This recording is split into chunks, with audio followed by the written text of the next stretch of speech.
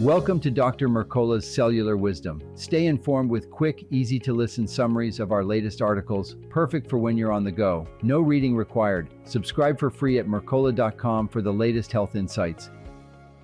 Hello, and welcome to Dr. Mercola's Cellular Wisdom. Today we're exploring how introducing a wide variety of plant-based foods in infancy can nurture a strong, balanced gut microbiome for life. I'm Ethan Foster, and I'm here to guide you through this important topic. Joining me is my co-host, Alara Sky, who's well-versed in natural health approaches and understands how these concepts apply to everyday life. Thank you, Ethan. I look forward to explaining how early dietary choices shape a child's gut maturity and immune system. Research now shows that introducing diverse, fiber-rich plant foods after a child's first birthday helps beneficial bacteria flourish. These developments can influence digestion, immunity, and overall well-being. Let's begin by addressing why the gut microbiome is so crucial. We know the gut is home to trillions of bacteria that have wide-ranging impacts, from managing inflammation to supporting brain function. In infancy, these gut bacteria begin to develop as a result of breastfeeding, contact with a mother's microbiome, and exposure during birth. How does plant diversity further refine this process? Plant diversity matters because it introduces the gut to different types of fibers that feed different types of beneficial bacteria. As children transition from a milk-focused diet to more solid foods, their microbiome evolves. Babies typically start with bacteria like Bifidobacterium and Streptococcus, which handle simpler sugars, but they need species such as Faecalibacterium and Bacteroides to break down complex plant fibers. The more diverse those fibers, the faster and more robust that development.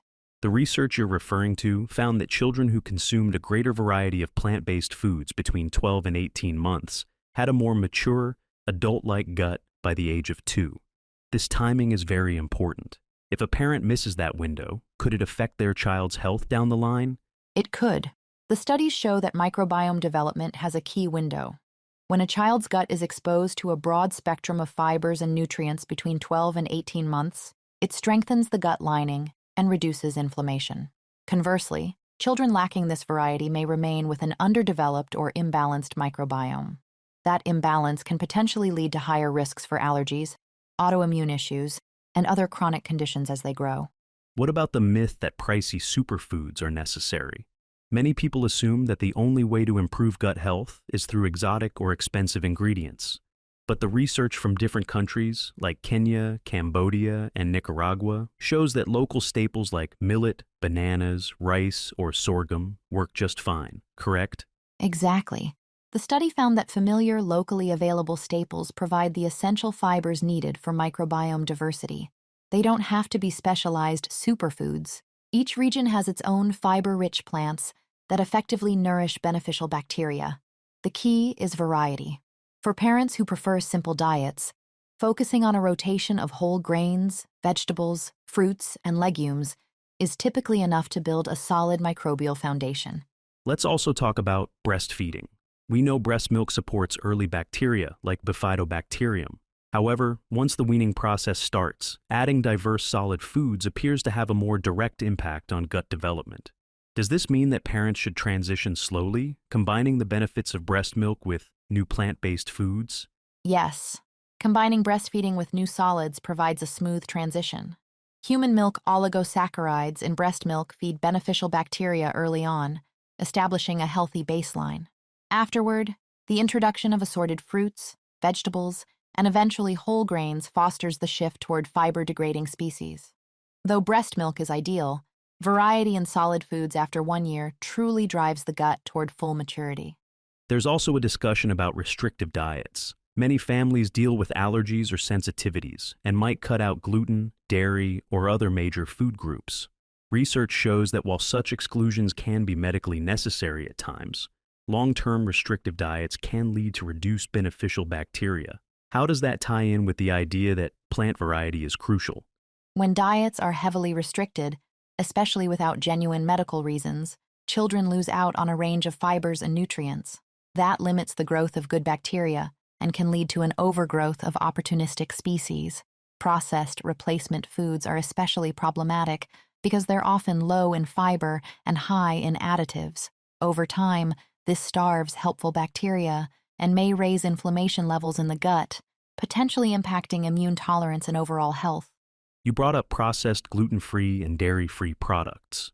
Parents sometimes assume that these items are healthier, but they can contain fillers, simple starches, and additives that don't support beneficial microbes. In fact, they might do the opposite. While these products can be helpful for those with genuine allergies, relying on them consistently can cause lasting imbalances in the gut. Children need the kinds of fibers and nutrients found in natural, whole foods. If they're on a gluten-free diet due to celiac disease, for instance, it's crucial to find nourishing whole food alternatives, like quinoa, buckwheat, or other fibrous grains, and to rotate them instead of relying on processed snacks and breads. Let's switch gears a bit and outline simple steps parents can take. We know breastfeeding is a strong start. Next is introducing a range of soft fruits and vegetables, such as carrots, squash, or pears, rotating them and slowly moving to more complex foods. Do we have other specific suggestions? Yes. First, remember timing. Add new foods gradually, giving the gut time to adapt. Second, avoid monotony by rotating different produce rather than serving the same items every day. Third, refrain from unnecessary restrictions. If allergies aren't confirmed, it's better to include whole grains and dairy rather than removing them arbitrarily.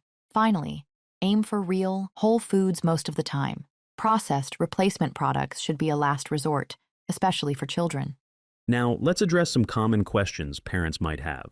For instance, people often ask, why is plant diversity so critical for a child's gut? Or, does breastfeeding alone fully establish a robust microbiome? Could you address these points directly? Certainly. Plant diversity is important because different fibers feed different species of bacteria, building a balanced microbiome. Breastfeeding alone is an excellent start, but the microbiome continues to develop after weaning. Once solid foods enter the picture, the gut needs a wide range of fiber types to produce short-chain fatty acids that strengthen the gut lining and lower inflammation. If a child doesn't get that variety, some important bacterial strains may not flourish.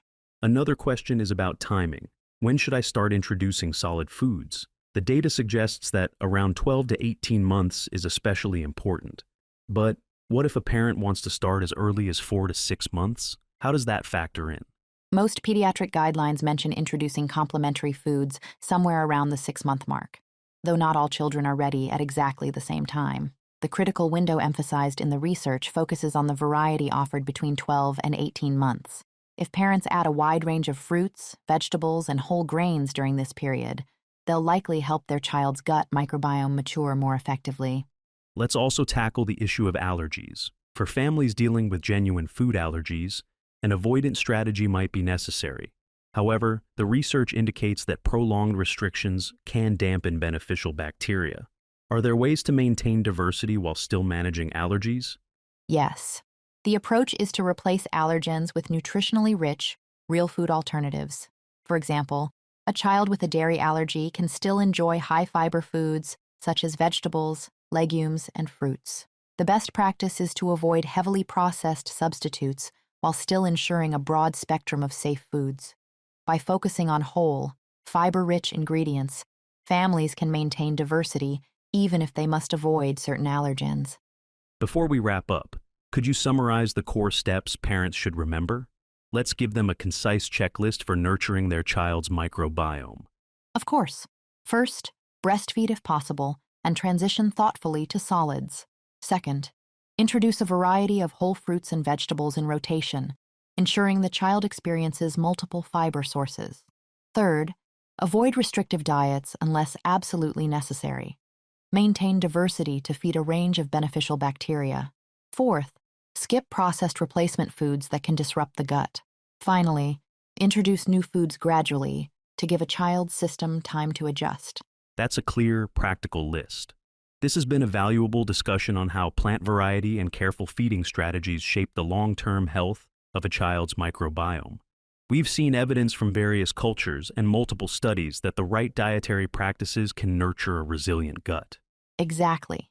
By focusing on breastfeeding, rotating whole foods, and avoiding needless restrictions, parents can set their children up for balanced digestion, stronger immune responses, and even better brain function over time. These small steps can make a big impact that lasts well beyond the toddler years. Thank you, Alara, for joining me on this important discussion. And to our listeners, we hope you found this conversation on feeding practices and infant gut health both direct and informative.